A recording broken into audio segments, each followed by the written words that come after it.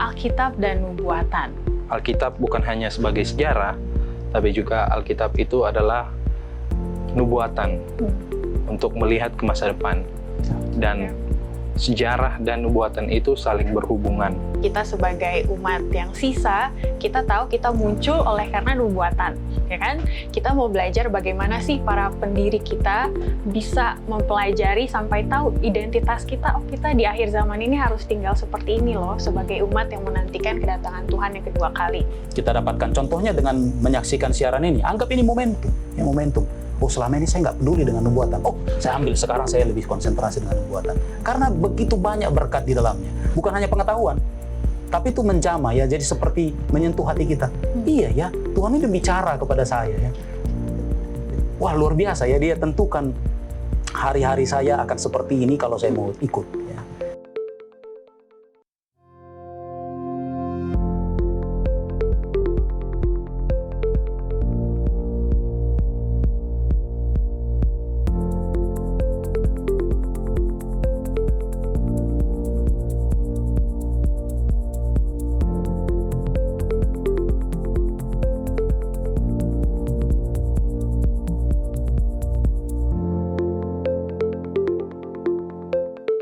Shalom sahabat muda Hope Channel Indonesia dimanapun Anda berada. Kita bertemu kembali di program Diskusi Sekolah Sabat.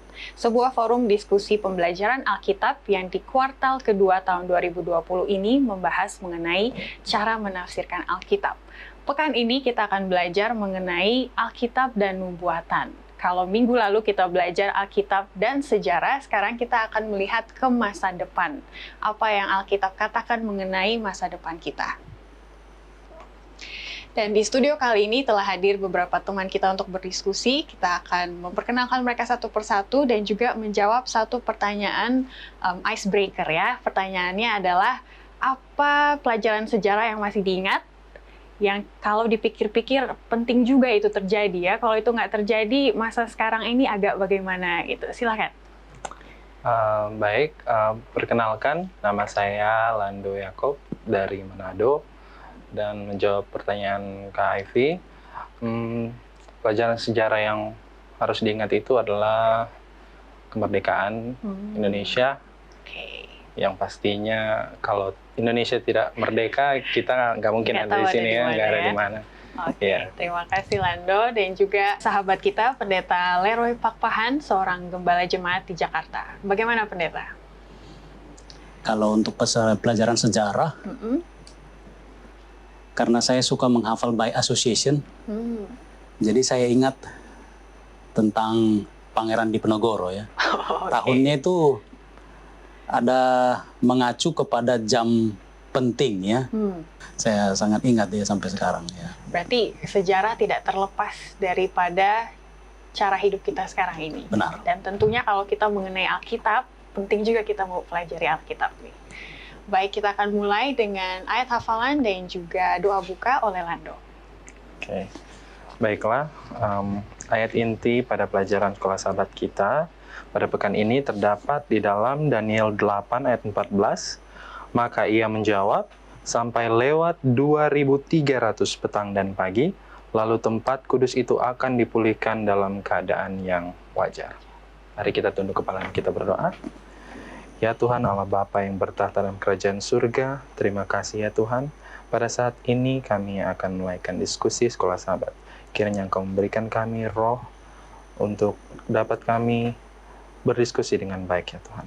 Terima kasih, ampunilah dosa dan kesalahan kami yang begitu banyak, hanya di dalam nama Tuhan Yesus, Tuhan dan Juru Selamat kami. Amin. Baik, di Alkitab ada nubuatan dan tentu kita ingin tahu cara menafsirkan nubuatan itu sendiri. Apalagi kita sebagai umat yang sisa, kita tahu kita muncul oleh karena nubuatan, ya kan? Kita mau belajar bagaimana sih para pendiri kita bisa mempelajari sampai tahu identitas kita. Oh, kita di akhir zaman ini harus tinggal seperti ini loh, sebagai umat yang menantikan kedatangan Tuhan yang kedua kali, misalnya seperti itu. Jadi dalam menafsirkan nubuatan, ternyata para reformator itu berarti seperti Martin Luther dan kawan-kawannya, dan juga para pendiri gereja kita, mereka melihat nubuatan secara historis. Atau dengan kata lain, mereka ngecek ya kayak Alkitab dan buku sejarah. Ini sejajarnya di mana, berarti kita bisa melihat timeline. Nah, mungkin kalau Lando sama pendeta mungkin hafal ya timeline-nya sejarah dunia secara Alkitab. Kalau saya masih suka lupa-lupa nih. Apalagi nanti kita mau bahas awal dan akhir dari 2300 petang dan pagi misalnya. Nah, itu semua ada, bisa kita pelajari dengan mudah sebenarnya di zaman sekarang karena sudah ada yang mempelajari itu dahulu. Jadi itu yang akan kita bahas selama 1 minggu ini. Dan apa sih implikasi yang mau kita ambil? Jadi jangan sampai kita lupa esensinya apa nih. Apakah kita mau belajar sejarah toh atau seperti yang Nyonya White katakan, kita mau melihat bagaimana pemeliharaan Tuhan dalam perkembangan sejarah tersebut. Jadi kan Ellen White juga terkenal dengan satu kutipan, tidak ada yang perlu kita takuti di masa mendatang kalau kita mempelajari bagaimana Tuhan memimpin kita di masa yang lalu. Jadi itu yang mau kita bahas juga. Dan selain melihat pemeliharaan Tuhan, kita mau memahami perkembangan-perkembangan peristiwa. Artinya, kalau zaman sekarang kan orang bilang jangan kuno dong, gitu kan. Salah satu cara supaya kita nggak kuno itu sebenarnya dengan mempelajari sejarah juga ya. Supaya kita tahu posisi kita ini sekarang di mana dan kedepannya kita mau kemana, gitu. Nah, jadi sahabat orang muda, kita jangan kemana-mana, kita akan lanjutkan ke pelajaran di hari berikutnya.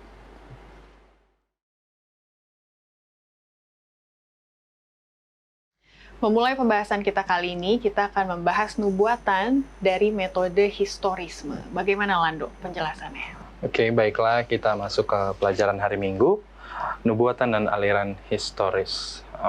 Jika kita belajar sejarah, apalagi anak-anak muda pada zaman sekarang, tentunya sejarah itu sangat membosankan ya, bila tidak dihubungkan dengan kehidupan mereka secara langsung, atau mungkin kalau nggak ada sangkut pautnya sama kakek buyut mereka atau orang tua mereka, pastinya bosan. Kayak dunia yang berbeda. Iya, dunia yang berbeda. Okay. Kemudian, bila kita hubungkan dengan pelajaran Sekolah Sahabat Pekan ini, bagaimana kita mau belajar tentang sejarah jika bosan, tentunya ya.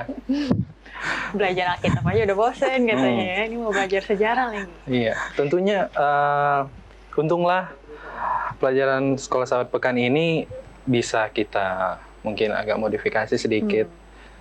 Tentu pastinya ini sangat berhubungan ya dengan gereja kita. Karena di sini disebutkan metode dasar oleh orang Advent mempelajari nubuatan disebut historisme. Itu adalah gagasan bahwa banyak nubuatan utama dalam Alkitab mengikuti alur sejarah yang tidak terputus. Mungkin dapat dijelaskan oleh pendeta kenapa sih nggak terputus gitu. Kalau kita lihat di dalam buku Daniel, di sini dalam Daniel 2, Daniel mengidentifikasi bahwa Babel sebagai kerajaan pertama yang disimbolkan sebagai kepala emas. Kemudian muncul kerajaan-kerajaan selanjutnya sampai kepada kerajaan jari-jari kaki ya pendeta. Kemudian patung dalam Daniel 2 dan penglihatan berturut-turut dalam Daniel 7 dan 8 memberikan dasar bagi penafsiran historis tentang nubuatan yang masih dijunjung tinggi oleh gereja kita sampai sekarang ini. Dan nanti mungkin pelajaran hari Rabu kita akan membahas lebih jelas mengenai Daniel 7 dan 8. Jadi pelajaran pekan ini Alkitab bukan hanya sebagai sejarah, tapi juga Alkitab itu adalah nubuatan untuk melihat ke masa depan. Dan sejarah dan nubuatan itu saling berhubungan. Alkitab, sejarah, dan nubuatan. Jadi masa lalu, masa sekarang, dan masa depan kita bisa lihat melalui Alkitab. Bukan begitu, pendeta? Ya.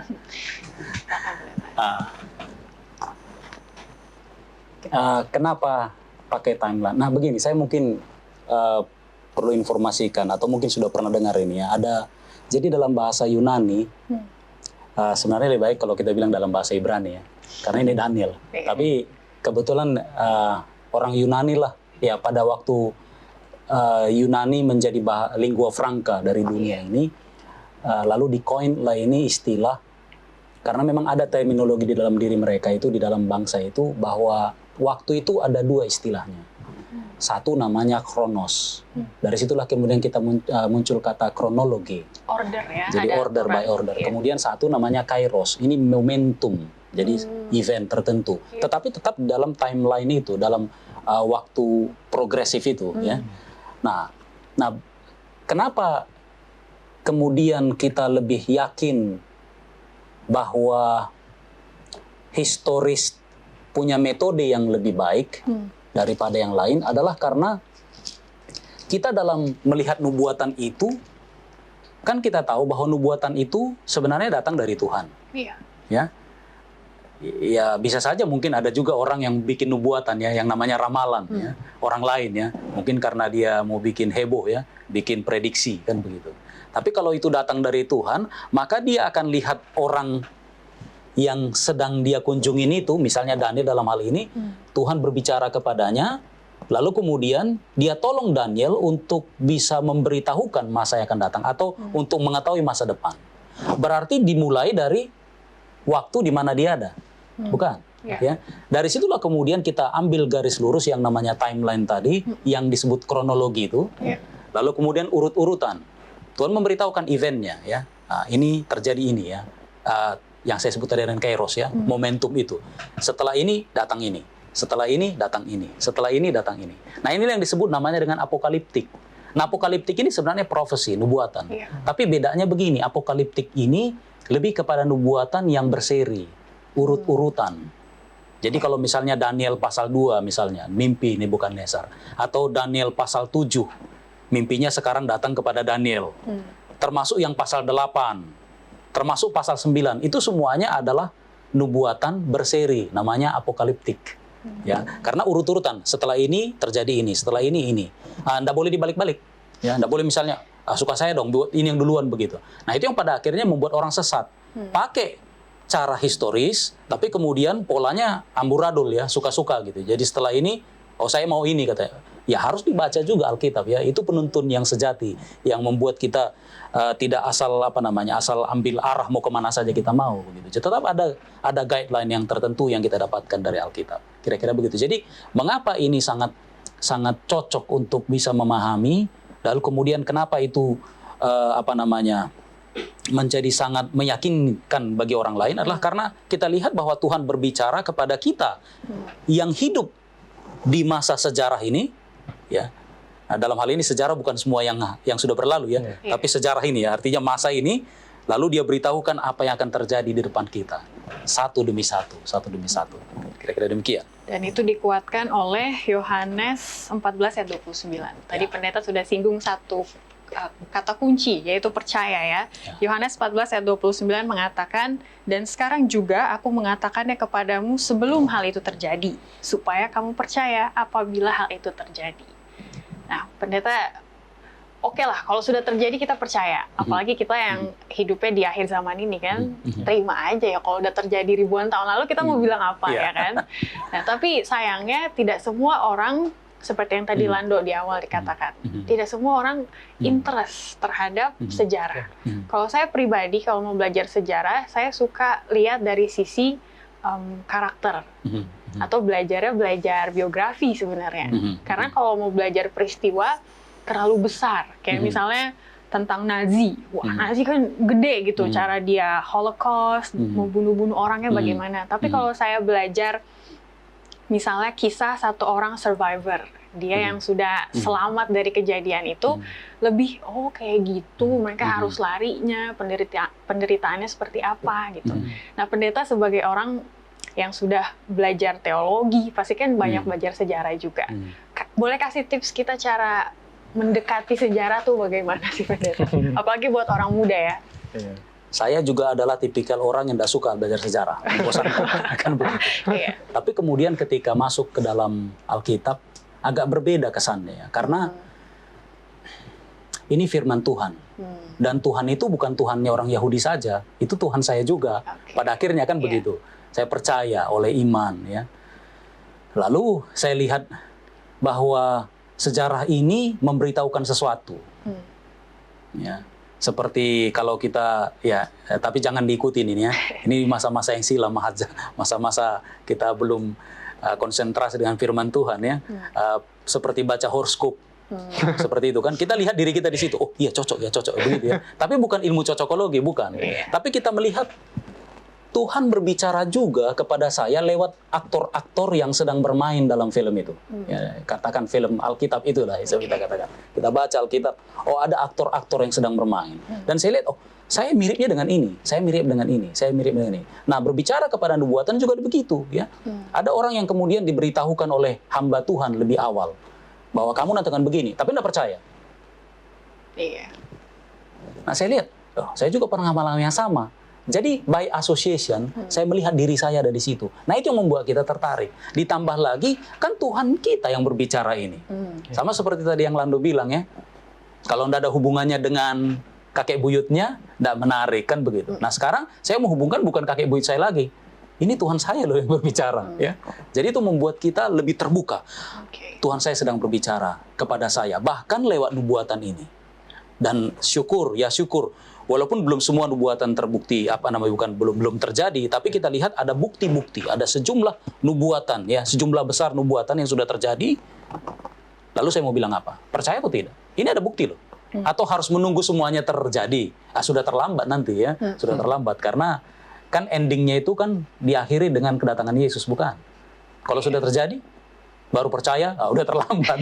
Bye-bye, farewell jadinya. Tidak akan masuk ke dalam ke dalam keselamatan itu. Terima kasih. Ya, terima kasih. Kita akan lanjut ke pelajaran berikutnya setelah yang satu ini.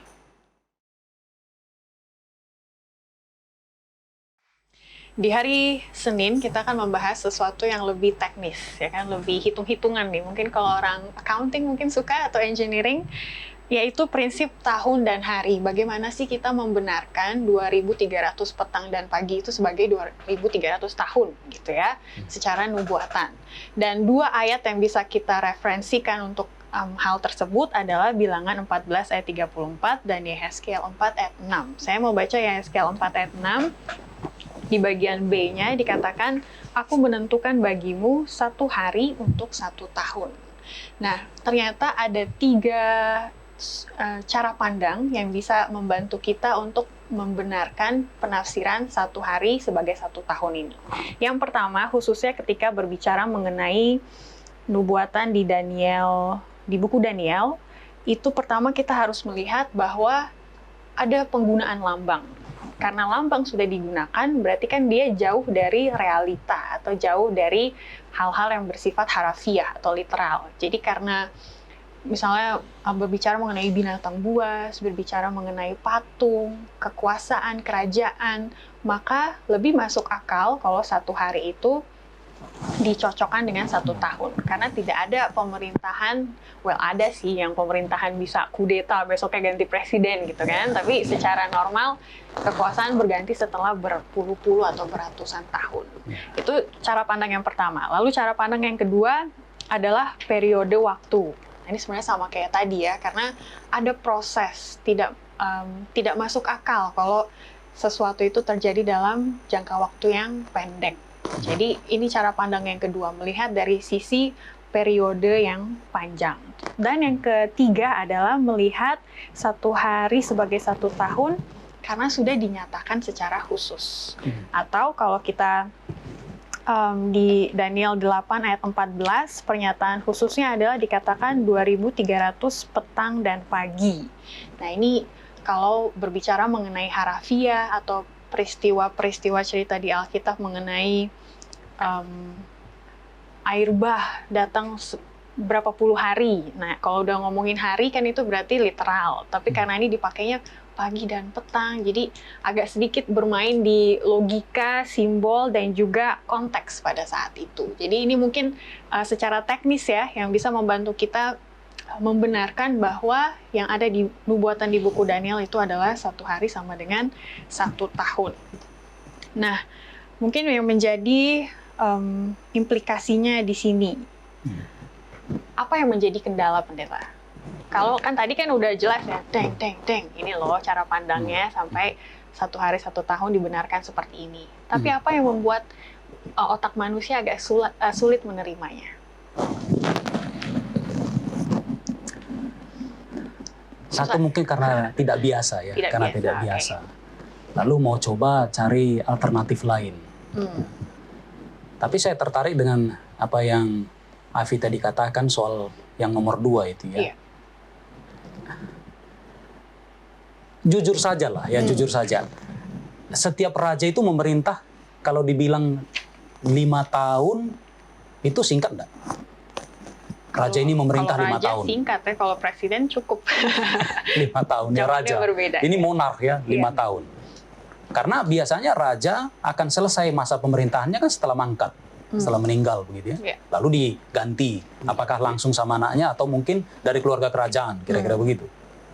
Nah, tapi ini yang 2.300 petang dan pagi ini, maksudnya 2.300 hari, Iya.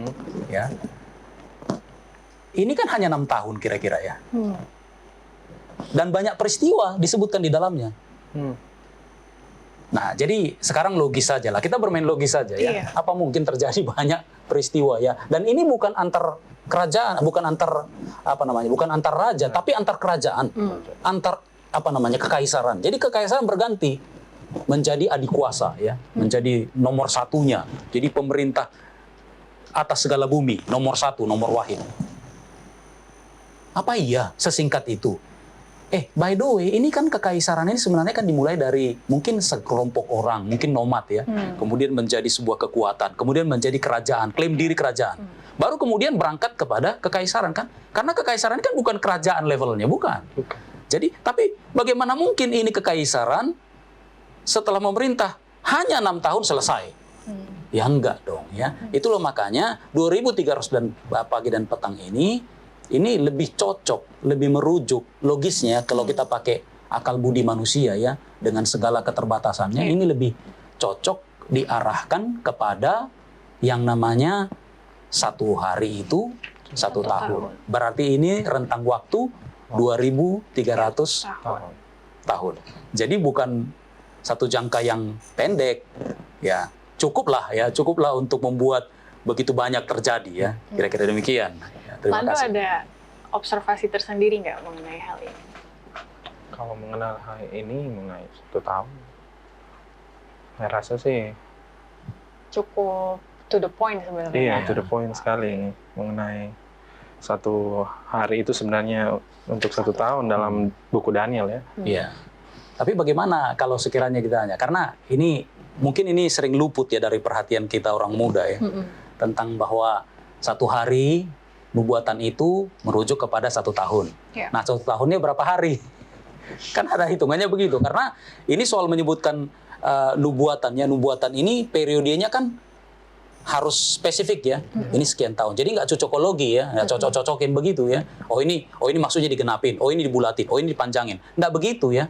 Nah, cara kita dalam menggunakan prinsip hari tahun ini kan mengarah 1 hari 1 tahun. Nah, tahun yang dimaksud adalah 1 periode 360 tahun atau 360 hari.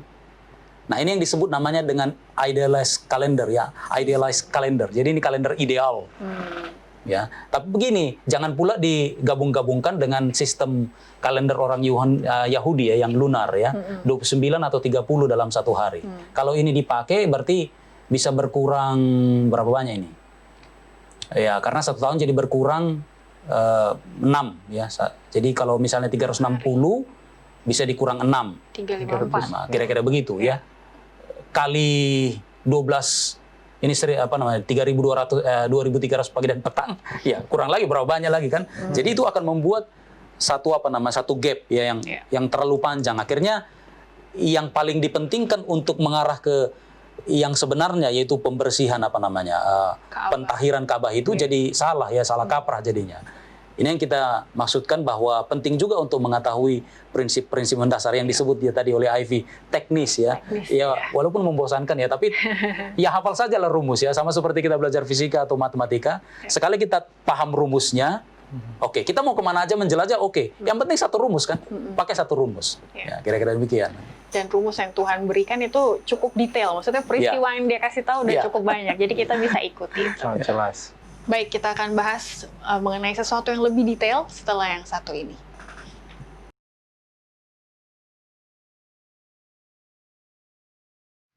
Nah, salah satu contoh cara menafsirkan Alkitab itu kentara dengan urutan-urutan patung yang ada di Daniel 2. Dan khusus di pelajaran hari Selasa, kita mau melihat di bagian jari-jari bagaimana caranya bisa sampai ada tanduk kecil di binatang-binatang yang lain. Silakan Pendeta.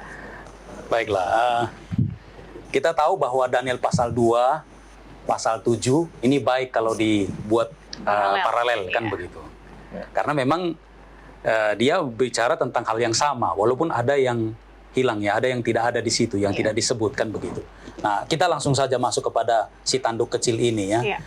Kita dalam sejarah interpretasi, penafsiran, gereja Protestan ini kan pada dasarnya di awal-awalnya kan setuju semuanya. Karena memang bukti sejarah terlalu kuat untuk disangkal. Nah, tapi saya rindu untuk sebutkan dulu atau menyampaikan penangkalan terhadap identifikasi yang keliru terhadap siapakah ini si tanduk kecil. Yang paling top kan namanya Antiochus IV atau Antiochus keempat Epiphanes ya.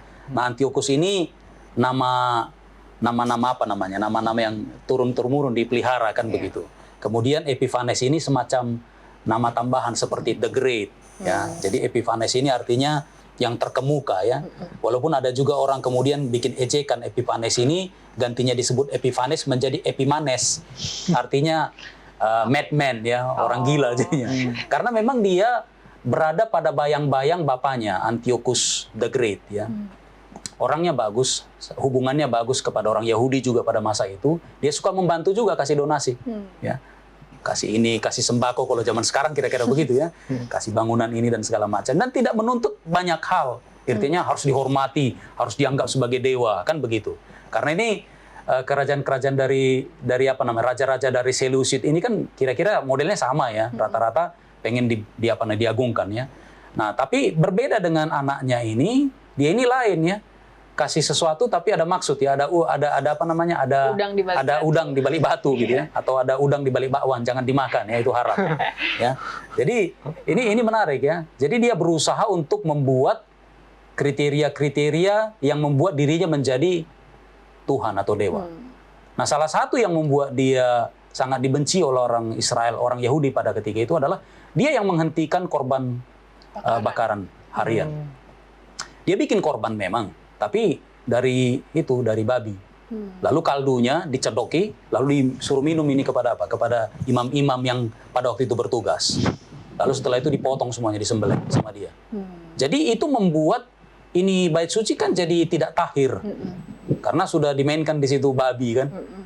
Yang gantinya domba misalnya atau hewan yang tahir. Lalu kemudian bagi ini yang preteris ini ya, yang berbeda dengan kita, termasuk yang futuris, mencari celah untuk membuat bahwa inilah dia. Tapi hitungannya dia beda. Yang tadi 2.300 petang dan pagi itu tahun itu, dia cut jadi setengah kan. 2.300 petang itu kan terdiri dari pagi dan petang. Berarti bagi dua dong. Masuklah namanya jadi 150 kira-kira begitu ya. Jadi dan itu pas waktunya. Jadi segitu lama lah ini siapa namanya Antiochus Epiphanes ini dalam upayanya untuk membuat sistem pengorbanan di bait suci Yerusalem itu tidak jalan. Karena cara-cara ini. Tapi itu keliru. Mengapa? Ada banyak hal yang menunjukkan bahwa itu keliru ya. Soal misalnya kekuatan yang progresif dari dia ya. Dia nggak masuk ya karena pada akhirnya dia kalah kok. Tapi tidak dengan identifikasi yang benar terhadap siapa ini si tanduk kecil ya. Ada lagi yang lain contohnya kan harus sampai akhir zaman munculnya juga munculnya dari mana ini munculnya ya salah satu dari yang mereka ini padahal tidak begitu ya. Nantinya akan muncul ya dari arah mata angin dan ya kira-kira begitu ya. Jadi tidak seperti itu dan dia akan sampai juga ke di masa akhir zaman. Antiochus kan sudah meninggal. Kalau itu dipakai orang ya. Jadi ini bukan orang ini. Ini namanya sistem ya. Dan sistem itu melihat ketika kita bandingkan dengan misalnya Daniel pasal 2 ya, dimulai dari Babylon. Kan urut-urutan setelah Babylon emang ada kerajaan lain. Ya, kedua kerajaan itu Media Persia. Seterusnya sampai kepada Yunani. Terus kemudian 4 jenderal kalau pakai Daniel pasal 7 ya. Nah, tapi kita bicarakan itu kemudian menjadi Roma ya di mimpi Nebukadnezar. Ya, terus dari situ dia. Jadi dari Roma itu ya, yang secara terus-menerus, walaupun di dalam Daniel tidak disebutkan Roma ya, Tapi setelah Yunani, itulah dia. Ya apalagi selain Roma yang berkuasa pada akhirnya. Dan dia datang dari situ. Maka kita anggap bahwa ini gereja dari Roma. Dan kita juga tahu dalam sejarah gereja, juga sejarah dunia, diakui oleh dunia ini, bahwa tadinya kan ini gereja-gereja ini kan banyak bersebar ya. Penginjilan luar biasa, rampan luar biasa sampai kepada Roma sendiri. Di Alexandria juga ada, Yerusalem juga ada, di Antiochus ada, di Antioch ya ada segala macam. Tapi kemudian berdirilah yang namanya pemimpin gereja itu menjadi yang disebut namanya dengan bishop. Bishop. Jadi bishop. Semua ada bishop. Mereka ini punya dominasi tersendiri ya, punya apa namanya? Otoritas tersendiri untuk gerejanya. Tapi kemudian apa yang terjadi? Nah inilah dia. Terjadilah sebuah revolusi waktu itu, revolusi Prancis ya. Yang Ostrogoth mundur ya. Jadi mundur saja, dia tinggalkan ini Roma. Nah disitulah kemudian boleh melakukan dekret dari Justin ya. Justin ya, Kaisar Justin yang mengatakan bahwa harus diangkat bishop yang di Roma ini lebih tinggi daripada bishop yang lain. Jadilah dia jadi bapak gereja. Jadi anggap bapak gereja.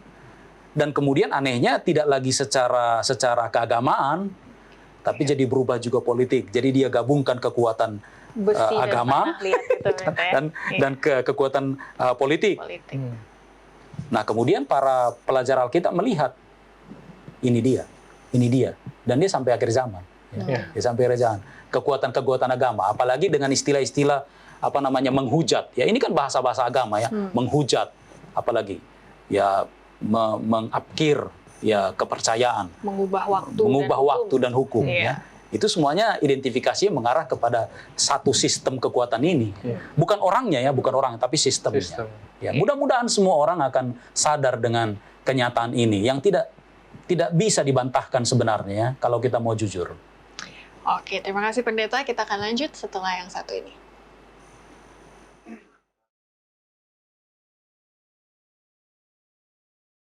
Kita kembali lagi untuk membahas topik di hari Rabu mengenai nubuatan yang berbeda. Kita sudah berpindah ya dari kekuasaan-kekuasaan kerajaan tersebut, kita masuk kepada penghakiman pemeriksaan. Jadi yang orang pikir penghakiman itu nanti waktu Tuhan Yesus datang, tapi sebenarnya dari sekarang juga sudah ada yang berlangsung. Itu bagaimana Alkitab membenarkannya. Oke, baiklah. Sekarang kita akan mempelajari pelajaran hari Rabu mengenai penghakiman pemeriksaan. Garis besar nubuatan yang dipelajari pekan ini mendapat dukungan berlimpah di antara para penganut historis sejak zaman Reformasi.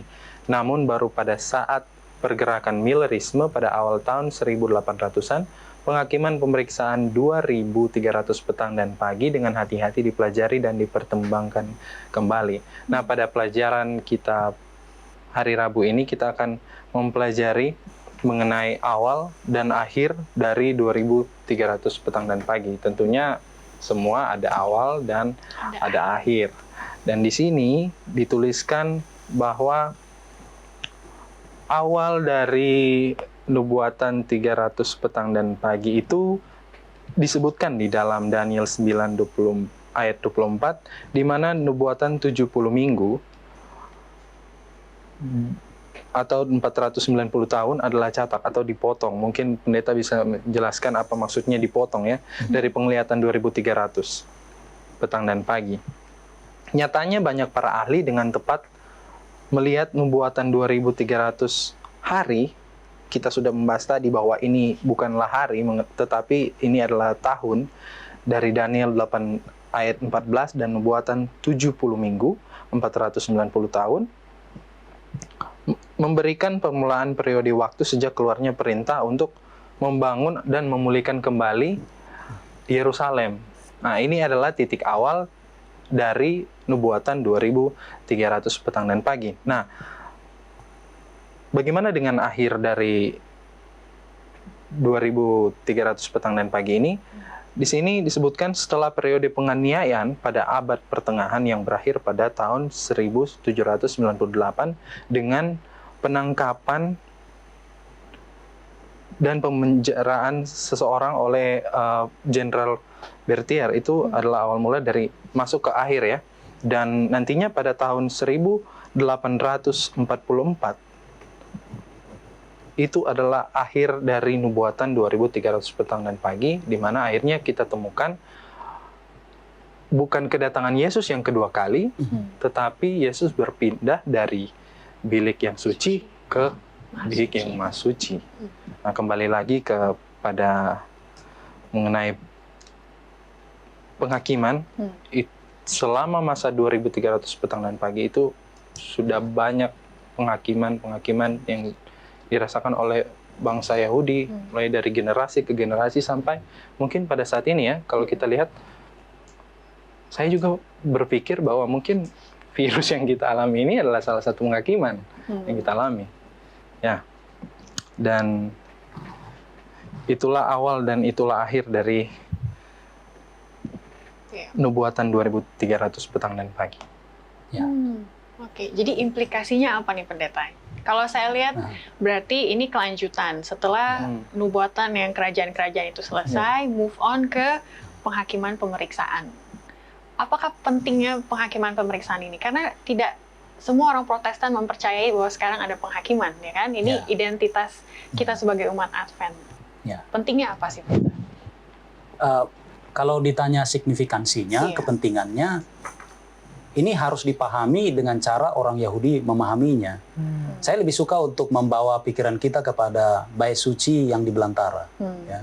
Bagaimana mereka tinggal sama-sama, tidak terlalu banyak kegiatan yang berarti ya, karena mereka belum tiba kepada tanah perjanjian.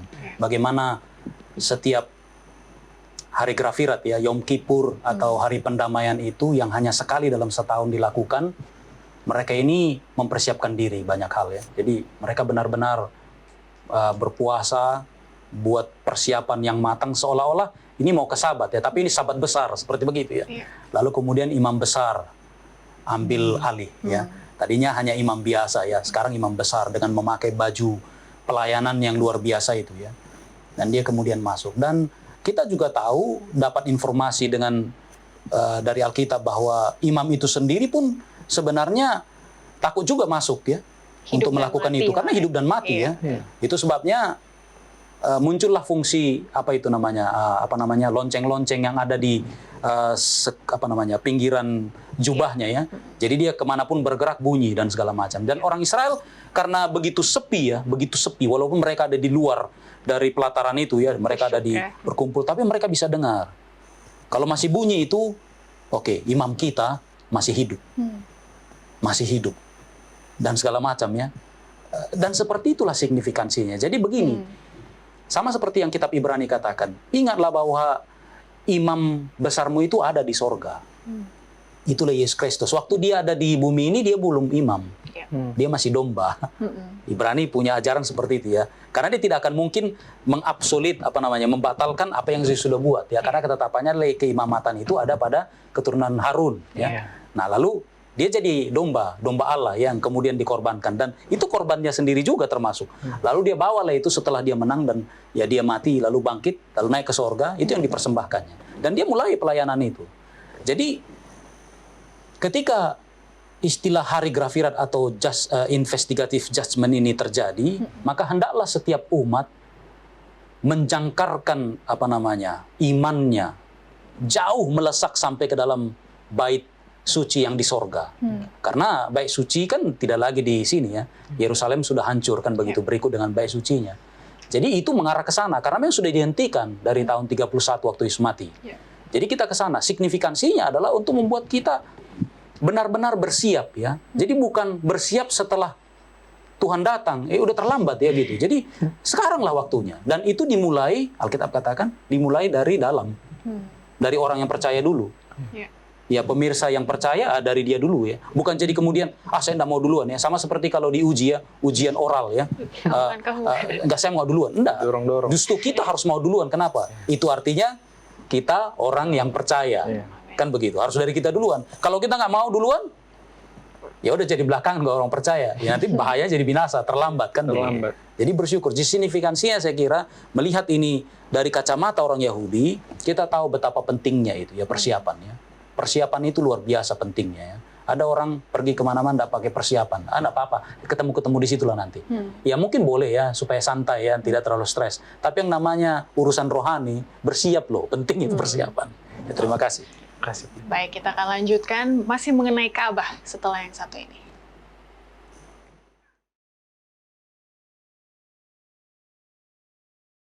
Nah, topik berikutnya masih mengenai Ka'bah sebenarnya, tapi dalam segi pandang tipologi ataupun simbol-simbol.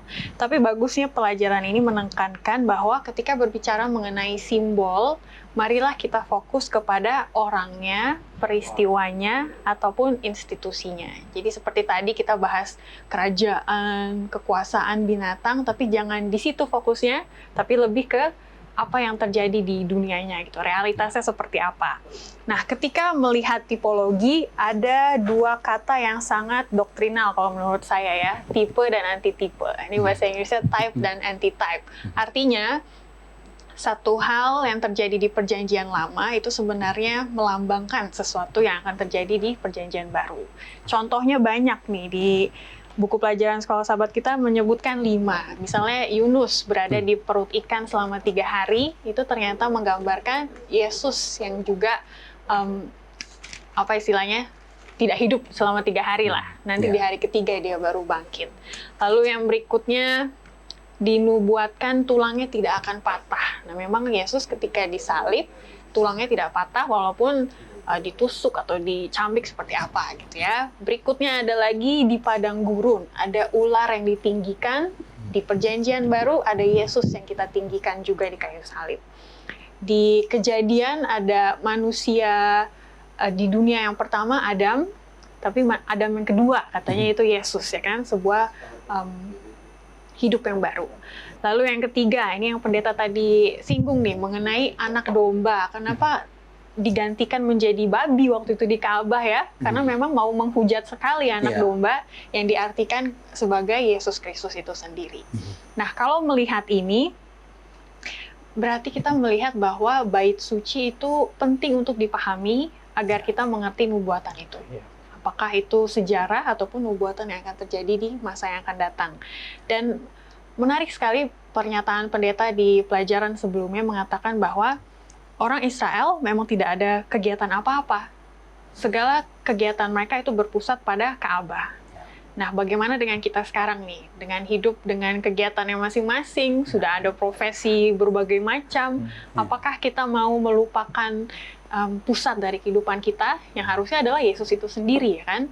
Jadi kalau melihat seperti ini, bagi saya penting ada nubuatan mengenai penghakiman pemeriksaan tadi. Kalau itu tidak kita pelajari, udah deh, lupa deh, kita tinggal di dunia ini buat apa, ya kan? Ujungnya kemana? Tapi bersyukur karena ada nubuatan itu, dan tentu Tuhan berikan dengan maksud tersendiri ya, supaya kita tahu tujuan kita itu ke surga loh, ya kan? Jangan enak-enak aja nih di dunia ini, seperti itu. Pendeta melihatnya gimana? Ya, karena tadi disebutkan tentang bait suci ya, di padang belantara. Iya. Saya mau katakan kecenderungan orang membuat ruang kudus itu terlalu sempit. Percaya tidak? Contohnya hari Sabat. Satu hari saja. 1 hari kan? 6 hari yang lain gimana tuh? Kita nggak tahu kan? Atau misalnya gereja. Di luar gereja? Ya kemudian banyak perdebatannya. Sampai majelis seringkali berdebat masalah ini. Boleh nggak makan di gereja? Kalau di pelatarannya bagaimana? Oh, itu debat ya. Nah, ini kan sudah ditabiskan dan segala macam. Itu artinya mentalitas kita masih membuat ruang kudus itu terlalu kecil, termasuk ruang waktunya juga terlalu kecil. Kompromi. Ya, jadi ini yang menjadi persoalan. Nah, tapi kalau kita belajar dari orang Israel yang mereka itu berkeliling ya, jadi mereka itu mengelilingi bait suci. Jadi tetangga mereka Tuhan loh, kan begitu. Nah, kalau kita ambil yang secara rohani, kita juga sebenarnya tetangga kita Tuhan. Kenapa? Karena Tuhan kita sekarang ada di mana? Di sini. Kamu ini baitnya roh ya. Jadi kita mau kemana aja pergi, mau di waktu kapan saja, mau di mana saja, ya kekudusan itu harus ada ya. Nah itu yang ya nggak tahu apakah kita bisa anggap ini sebagai tipologi juga ya. Tapi artinya itu yang membuat kita jadi rasa oh iya ya, kekudusan itu harusnya lebih luas loh. Karena ini kan kekudusan absolut ini kan ini ini kita membawa pikiran kita kepada Tuhan, bukan? Hmm. Dan Tuhan itu lebih besar dari kita. Ya. Bahkan lebih besar daripada universe. Artinya jadi kita ini ada dalam dia begini ya. Dia pegang kita ya, seperti stiker-stiker itu ya. Hidupku ada dalam tangan Tuhan ya. Dibikin literal itu, dibikin fotonya di situ ya. Ya. Jadi kita ada di dalam dia. Tapi orang berpikir bahwa kita bisa pergi kemana-mana saja, seolah-olah Tuhan tidak ada di situ. Ya, nabi-nabi katakan kemanapun kau pergi, bahkan ke Hades sekalipun Tuhan ada di situ. Dia bisa cari. Mau ke gunung, dia ada di situ. Ya.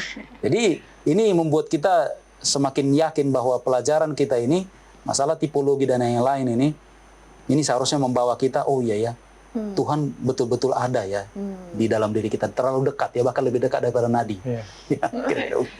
Ya. Lando melihatnya gimana? Untuk pribadi nih, setelah mengetahui sejarah dan nubuatan gini. Untuk melihat kita secara pribadi ya, Iya. kalau saya lihat, mungkin dari nama gereja kita aja ya, gereja masih Advent hari ke-7. Kenapa sih hari ke-7 itu? Tapi kehidupan kita, apakah kita hanya Advent hari ke-7? Iya nggak, Pendeta? Harusnya Advent di hari ke-7. kita hanya Advent di hari yang ke-7.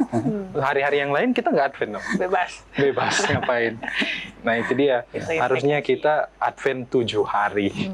Sebaiknya kita mencerminkan Advent itu bukan hanya nanti pada hari yang ke-7, tapi secara menyeluruh 7 hari. Kita harus mencerminkan Advent itu. Baik, terima kasih. Kita akan lanjut untuk mengetahui implikasi untuk saya pribadi apa sih setelah belajar mengenai nubuatan ini.